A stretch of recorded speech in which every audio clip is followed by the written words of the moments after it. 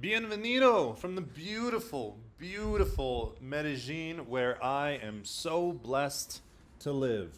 Today, we're going to be talking all about fall and hair systems, the things that you guys need to be aware of.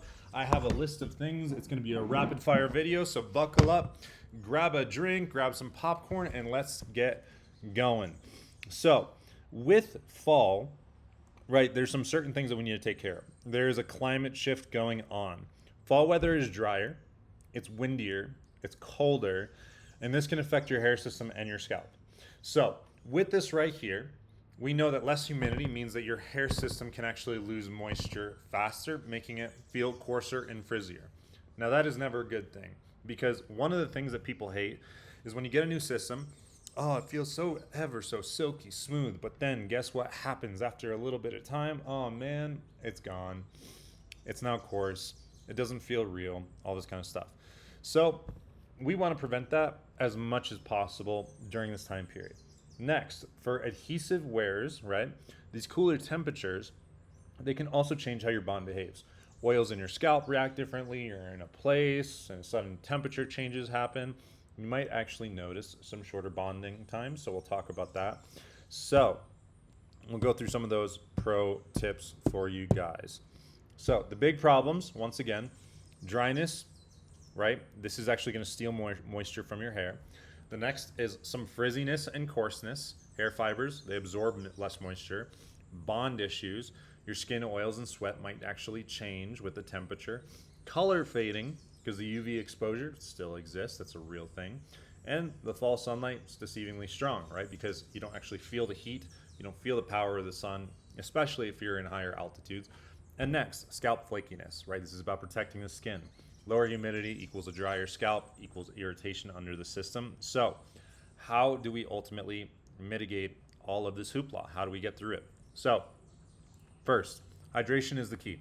You're going to want to use a leave-in conditioner and an oil-based product as much as possible, right? So, even if you're conditioning like every day, every other day, that's good. But also make sure that you are using products that add oil to your hair. Argan oil is good, coconut oil is good, even baby oil is good. You don't want to be using alcohol-based products, hairspray, all of that kind of stuff. So that is the first thing. Really focus on the hydration of your hair.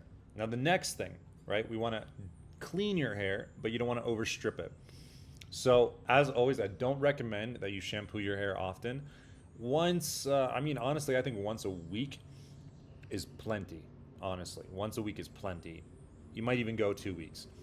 Focus more on using gentle cleansers, even brushing some stuff out of your hair if there's like some gunk or whatever.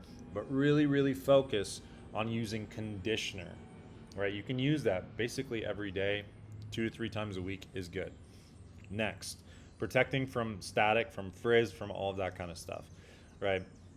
This is something that you want to be doing all the time, but it's important in this time because it is drier. If you're wearing hats and hoodies, if you're sleeping on a linen pillowcase, things like that, switch it to silk. Try to reduce that frizz. Try to reduce that static. Next, bond and scalp care. You need to exfoliate your scalp before rebonding to remove that dead skin.